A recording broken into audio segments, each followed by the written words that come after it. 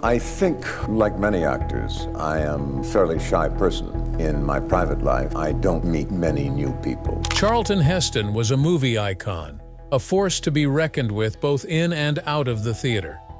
Despite their public personas, one of his co-stars held a private grudge against him. This was about something far deeper, something that had been kept secret for a long time.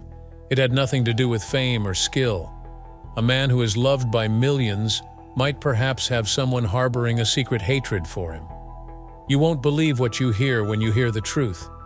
Keep reading as we reveal the truth behind the curtain on the scandal that rocked Hollywood. Charlton Heston versus Sophia Loren. The infamous feud between Charlton Heston and Sophia Loren was one of the most intense, infamous, and longest-lived rivalries in Hollywood history. El Cid, an epic historical drama released in 1961, featured both actors at the height of their stardom in the early 1960s, 1961. The electrifying combination of emotion and intensity they exhibited on screen was indisputable chemistry, and it enthralled viewers all over the globe. It was a whole other ballgame when I was behind the camera. Their once amazing connection swiftly devolved into outright animosity. Because of his reputation for unyielding professionalism and stringent discipline, Heston had little tolerance for what he perceived as disruptive conduct. Loren, in contrast, was a global phenomenon due to her diva-like characteristics, powerful personality, and easy glamour. Their dissimilarities were obvious right away.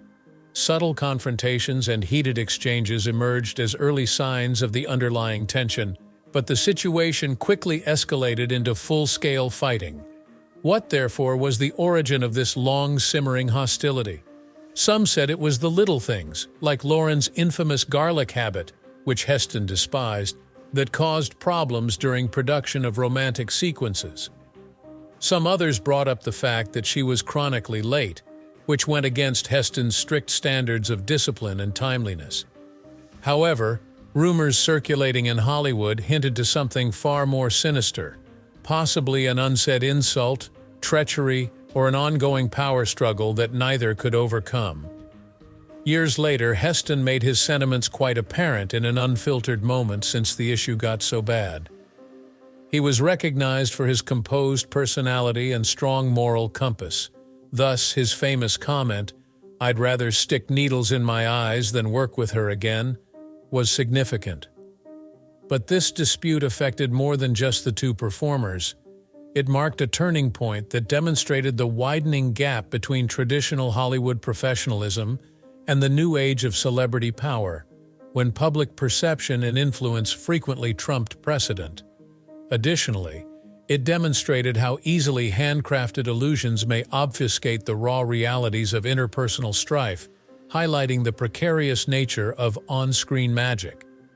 The conflict between Heston and Loren is still one of the most fascinating and instructive stories in Hollywood history, even after all these time has passed. Was it just a collision of gigantic personalities, a battle of egos, or was there something deeper, something that had yet to be revealed? Certainly their hostility had an impact on Hollywood as a whole, not only on their individual careers. The true action, as far as anybody can tell, took place off-screen. Yet El Cid continues to captivate viewers to this day. The question is, how challenging was Charlton Heston actually? Maybe if we know his history, we may better comprehend him. Who is Charlton Heston? Let's find out. Charlton Heston was just a regular guy from a tiny town in the United States before becoming the famous face of epic historical and biblical pictures. He entered this world on October 4th, 1923, at a place called No Man's Land, Illinois, which sounds almost poetic. During the Great Depression, when many people couldn't even think of having a roof over their heads, his parents, Ella and Russell Carter, battled to provide for their family. Heston grew up in a world of perpetual change and adaptability as a result of his family's relentless pursuit of stability, which led to several transfers. His life took another turn when he was just 10 years old. The little youngster was profoundly affected by the terrible and formative event of his parents' divorce. Charlton, who was still adapting to his life's many upheavals, adopted his stepfather Chester Heston's surname after his mother married him. Unbeknownst to anyone, this name would come to be associated with excellence in movies. Henry had an innate talent for acting, even when he was a little boy. Persuading a small crowd, he stood on a tree stump in the center of town and read the whole story of The Night Before Christmas, from memory when he was only 5 years old. The confident, charismatic, and irreplaceable performer he would mature into was on display then. But his true acting career started practically by chance. He auditioned for the school play The Wrecker's Daughter while he was a student at Illinois' New Trier High School. When he got the starring role, he was shocked since he hadn't expected it. His life would be consumed by a desire for performance that was ignited in that moment. Priscilla Weaver, his theatrical instructor, saw his extraordinary talent immediately. She pushed him to overcome his insecurities by casting him in hard parts, such as Macbeth by Shakespeare. Despite experiencing bouts of stage nervousness, he stood out due to his commanding presence and rich, resonant voice. Northwestern University, seeing his promise, extended a theater scholarship to him, a chance that would alter the course of his life. Unstoppable Heston was at Northwestern. In the course of 2 grueling years, he played 30 different parts, often getting by on as little as 4 hours of sleep. It was clear that he was passionate about the craft. A low-budget student version of Peer Gynt, which was a predecessor to his cinematic legacy, was one of his most unforgettable experiences. This little short served as his unofficial film debut, hinting at his future cinematic reputation, but it was far from a Hollywood blockbuster. In the middle of his hectic schedule with academics and concerts, Heston discovered something even more permanent: love. In 1944, he crossed paths with Lydia Clark, the future bride of his life. In the ever-evolving world of Hollywood, their friendship endured, lasting an astounding 64 years.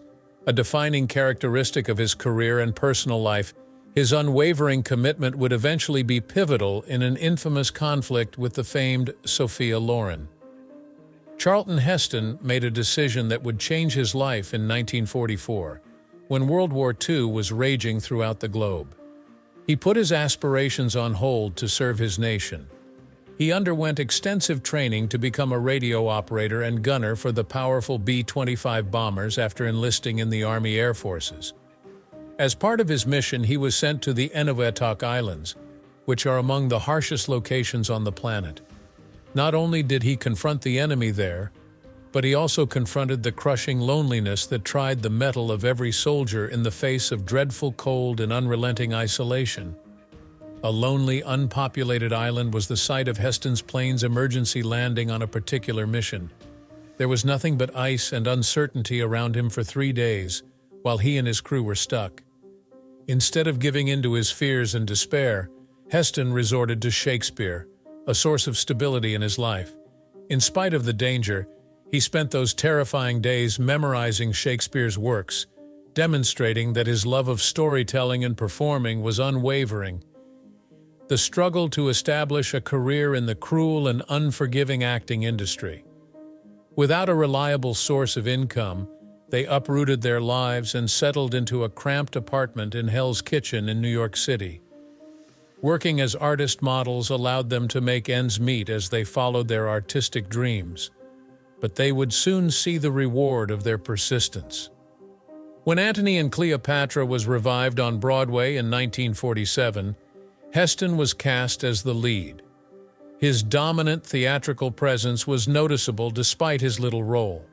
Somewhere in him was forceful, primal, and irresistible, according to the critics. The budding realm of television dramas quickly took notice of his performances. His breakout performance in CBS's Wuthering Heights was a watershed moment. Hollywood heavyweight producer Hal B. Wallis was one of many people watching. Heston was offered a movie deal by Wallis when he noticed promise. But here's the rub. Heston had always been more of a theatrical guy, and he was hesitant to pursue a career in cinema.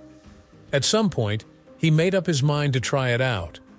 With Dark City, 1950, he made his film debut. Even though it failed to become a box office smash, the picture succeeded in showcasing Heston's indisputable charisma on screen. After that, the most surprising turn of events occurred. Heston once waved casually to renowned filmmaker Cecil B. DeMille as they crossed the Paramount lot. All of it altered with that one act. The genius behind monumental biblical epics, DeMille, recognized Heston's talent. Because of this, he was cast in the Oscar-winning 1952 spectacular The Greatest Show on Earth. Heston was catapulted from the realm of mere actor aspirants to the threshold of incredible things after that. After that, he stepped into the part that would cement his place in history. The film The Ten Commandments was the catalyst for the rise of a Hollywood heavyweight. So let's take a closer look at it. Casting Charlton Heston as Moses in The Ten Commandments in 1956 was a career-defining move for renowned director Cecil B. DeMille. Not only did Heston's charisma and stage presence win him the part, but DeMille also noticed a striking likeness between him and Michelangelo's world-famous Moses sculpture. The combination of Heston's skill and that arresting visual connection made him an ideal cast member for the big picture. Heston went to extreme lengths in his training to portray the ancient prophet with the utmost authenticity. In an effort to relate to the struggles that Moses faced, he set out on a path of self-discovery and lost 30 pounds. He embraced the rough look of the old world by letting his hair and beard grow long. However, he continued beyond that. As part of his commitment to realism, Heston immersed himself in the history and languages of the period to bring depth to his portrayal by studying ancient Hebrew and Egyptian. The Ten Commandments was an ambitious and magnificent production, but it was not without its risks. The real-life catastrophe nearly mirrors one of the film's most dramatic moments, the splitting of the Red Sea. Due to an error in the special effects, the water surged with an unanticipated ferocity, almost carrying Heston away. He was lucky to go away unscathed, but it certainly contributed to the film's legendary renown. The fact that Heston provided the voice for the divine in the iconic burning bush scene is one of the most intriguing mysteries of the film. He didn't only portray Moses. Truthfully, Heston's own rich, sonorous voice is the one claiming to be God. At a pivotal point in the film, he played the role of his own character, bringing to life the human and heavenly parts of the plot like no other actor before or after. Upon its release, The Ten Commandments was an enormous success at the box office. A hit with audiences and critics alike, the picture earned $12.67 million, a huge number for the year. It has cemented its position in cinematic history and continues to be a mainstay of Easter television broadcasts even after all these years. One of the most legendary biblical performances ever filmed is Charlton Heston as Moses, with his imposing presence and booming voice. His rise to fame in Hollywood, however, was far from over. Heston landed yet another massive part in 1959's Ben-Hur, playing Judah Ben-Hur. This was just 3 years after Hamlet. Earning a record-breaking 11 Oscars, this picture solidified Charlton Heston's position as one of the finest performers of all time, and matched, if not exceeded, the epic scope of the Ten Commandments. Now that we know enough about Charlton Heston to speculate what may have caused the breach that developed between him and Sophia Loren, leading to their eventual quiet animosity, investigate the course of their professional collaboration. Charlton Heston had established himself as one of Hollywood's most dominant leading men by 1961, and he had reached the peak of his career. El Cid's renowned Spanish warrior Rodrigo Diaz de Vivar was cast with him. Sophia Loren, an accomplished Italian actress, played Jimena opposite him. Two legendary actors should have been a great match, but instead they were embroiled in a notorious quarrel in Hollywood. The suspense was noticeable right from the bat. Loren had a more carefree demeanor in contrast to Heston's strict, no-nonsense style of filming. Heston was prompt, professional, and focused. She demanded constant changes to the screenplay and special treatment on set, was chronically late, and was extremely demanding. For Heston, this was very maddening. The meticulous makeup and costume preparations by Loren sometimes caused production to pause for hours.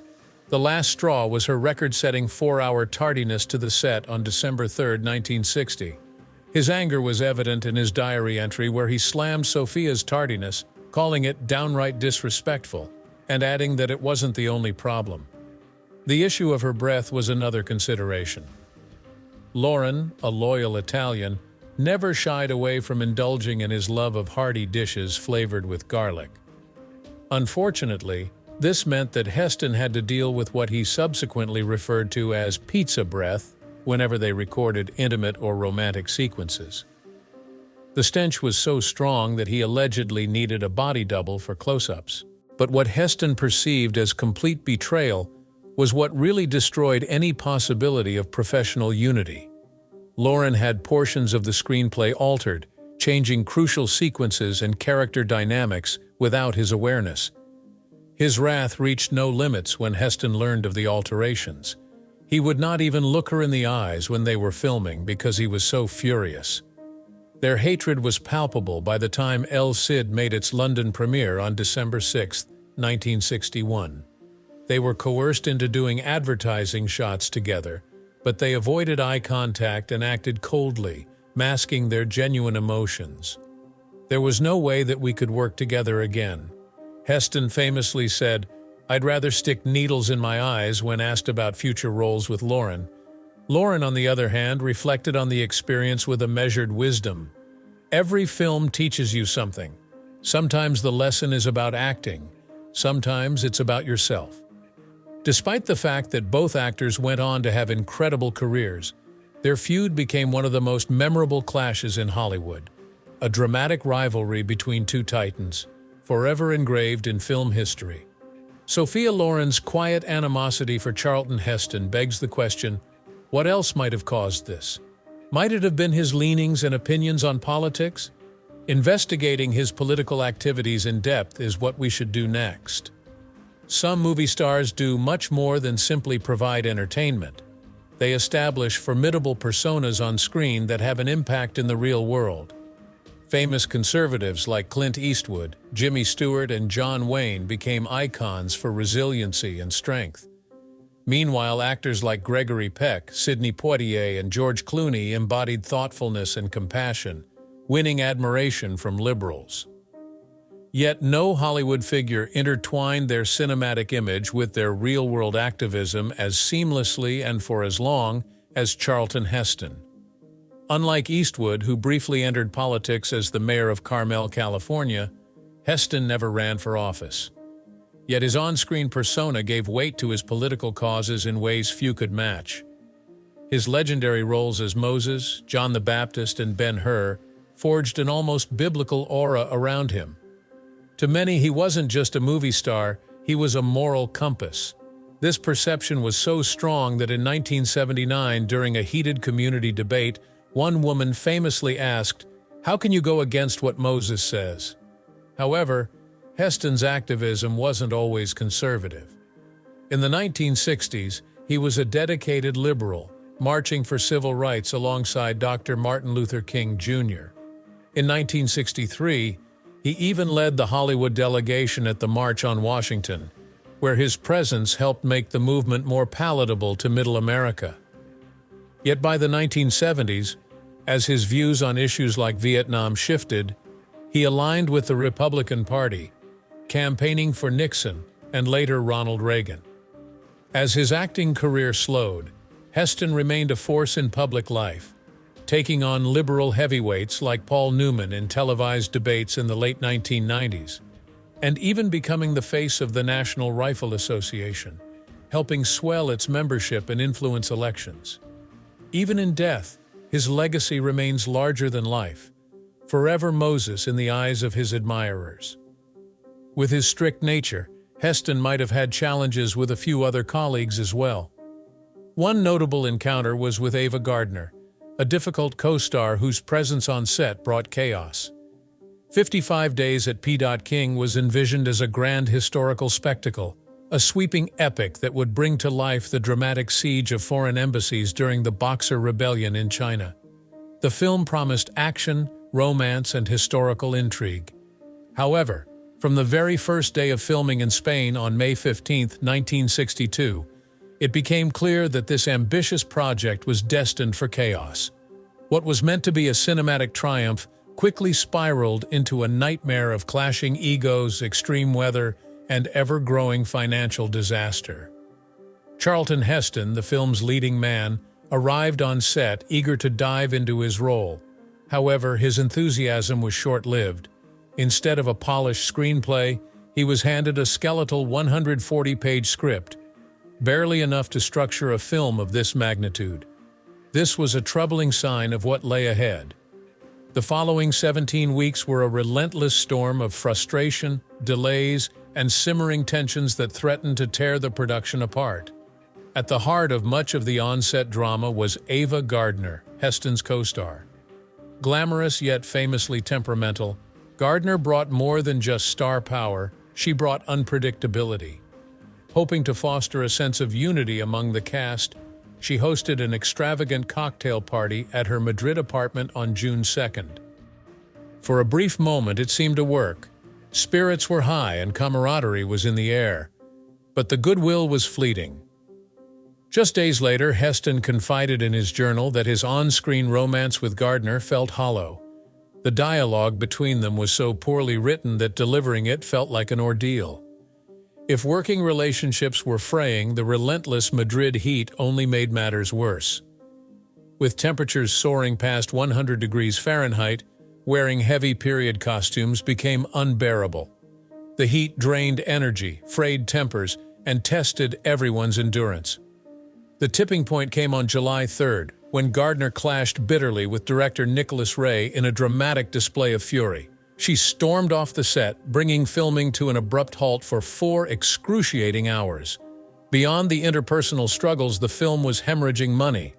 Initially budgeted at $7 million, production costs spiraled out of control, ballooning to a staggering $17 million by the time filming finally wrapped on September 28, 1962. Reshoot delays and logistical nightmares drained both finances and morale. By the time 55 Days at Peking reached theaters on May 29, 1963, it bore the scars of its turbulent creation. What was meant to be a landmark in historical cinema had instead become a cautionary tale of how even the grandest visions can be undone by disarray, discord, and a script that was never truly ready. Was Ava Gardner truly that difficult? Let's take a glimpse into the kind of person she was. From the moment Ava Gardner stepped onto the set, it became clear that the production was in for a turbulent ride. Known for her breathtaking beauty and undeniable talent, she also carried with her a reputation for self-destructive habits that would soon spiral out of control and throw the entire project into chaos. Her disruptive influence began on day 1. On June 5th, when the cast gathered for a script reading, Gardner arrived a full 45 minutes late. Worse still, she was already visibly intoxicated. What seemed like an unfortunate mishap quickly proved to be a pattern. Her drinking escalated to the point where, by mid-morning, she was often too inebriated to function. Some days she staggered onto the set as early as 10 a.m., slurring her words and unable to focus, forcing costly delays. One particularly disastrous day on July 12th, she was so drunk that she couldn't recall a single line from her script, bringing filming to a grinding halt for 3 agonizing hours. As the weeks passed, her behavior became even more erratic. On August 3rd, in the middle of a crucial scene, she suddenly stopped acting, turned on her heel, and stormed off, mumbling that she was too tired to continue. The crew was left standing in stunned silence as an entire day's work was scrapped, wasting an estimated $50,000. Just when the production team thought they had seen the worst, August 17th brought an even more dangerous outburst. In a moment of fury, Gardner hurled a heavy prop vase at a cameraman. Though he barely dodged it, the vase shattered against equipment, causing extensive damage. The nightmare didn't end there. Day after day, she struggled with her lines, turning even the simplest dialogue exchanges into exhausting ordeals. Patience among the crew began to wear thin. On September 5th, what should have been a straightforward scene turned into an exercise in futility, requiring a staggering 27 takes because Gardner couldn't concentrate. The countless delays, repeated reshoots, and extended filming days pushed the budget higher and higher, ultimately inflating production costs by at least $2 million. For many, working alongside Gardner became unbearable. Crew members, worn down by the constant chaos, pleaded for reassignment just to escape the tension. But no one suffered more than Charlton Heston as her co-star. He had no choice but to endure the whirlwind of unpredictability that followed Gardner wherever she went. For him, each day on set was a battle, not just against the demands of the film, but against the relentless storm that was Ava Gardner. Heston, a man known for his unwavering discipline and strong work ethic, found himself locked in a battle of patience. Was he able to cope with her unprofessional behavior, or did his frustration keep rising? His growing frustration is evident in his journal entries. On July 20th, he noted, "Ava showed up 3 hours late today, wreaking havoc. It's becoming impossible to work with her. Her unprofessionalism is staggering." As the weeks dragged on, his entries grew more scathing. By August 8th, he wrote, "Another day wasted waiting for Ava to remember her lines. This woman is single-handedly derailing the entire production." Gardner's unpredictable nature was not just an inconvenience, it was a full-blown crisis for the production. Her frequent tardiness, forgetfulness, and bouts of heavy drinking made every shoot an uphill battle.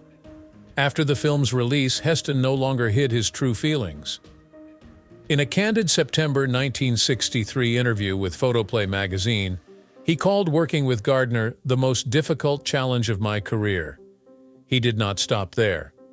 In his 1995 autobiography, In the Arena, he painted an even bleaker picture, describing her as a force of chaos whose drinking and chronic lateness disrupted filming on a daily basis.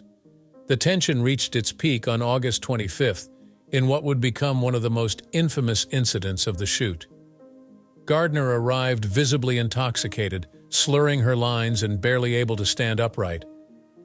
The director and crew watched in frustration as she stumbled through take after take.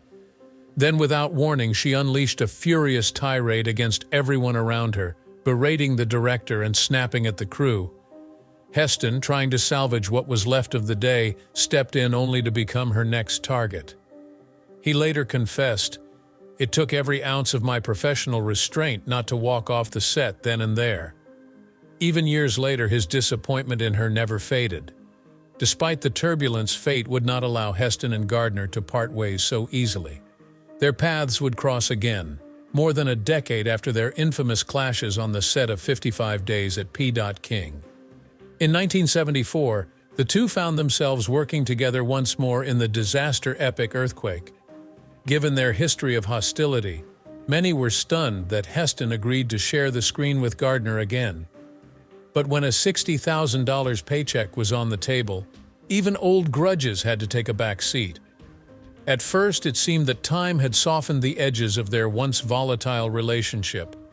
Heston, known for his meticulous record-keeping, noted in his February 10, 1974, journal entry, "Ava seems different, more focused, less volatile. Perhaps time has mellowed us both." For a brief moment, it looked as though the storm had passed. However, the uneasy truce didn't last long. By the third week of filming, old habits resurfaced. On February 25th, Gardner showed up 2 hours late, visibly hungover. Heston, already exasperated, lost his patience and his voice rang out across the set. "It's like 55 days all over again." The tension was palpable, and it seemed like history was doomed to repeat itself. In a twist of fate, however, the very nature of Earthquake, a film centered on chaos and destruction, unexpectedly helped mend their fractured dynamic. The harrowing earthquake sequences, filled with collapsing buildings and panicked crowds, forced them into intense, high-stakes moments together. As they navigated the simulated disaster, a shift occurred. The shared experience of working through such physically demanding scenes seemed to strip away lingering resentment. Years later, Gardner herself reflected in her autobiography, "Charlton and I may have had our differences, but when those tremors started, we were in it together. There's nothing like shared adversity to put past conflicts into perspective." The electricity of their off-screen tension translated into something magnetic on camera. Critics took notice, with Roger Ebert commenting that their performances felt strikingly authentic, as though their fictional marital strife mirrored their real-life clashes. Audiences were captivated by the raw, unfiltered chemistry between the two screen legends. Even Heston's perspective on their turbulent working relationship evolved. In a 1985 interview, he reflected, "Working with Ava on Earthquake was, let's say, an opportunity for growth. We both brought our A-game, perhaps driven by a mutual desire to prove something to each other. Despite the fiery tempers, egos, and outbursts, their collaborations left an undeniable mark on Hollywood." For Heston, taming the tempest that was Ava Gardner became one of the most challenging and memorable tests of his long and illustrious career. What do you think? Was it her tardiness, her off-screen antics, or perhaps a clash of personalities and professional ethics that fueled the silent hatred? We would love to hear your thoughts in the comments below. And don't forget to like and subscribe.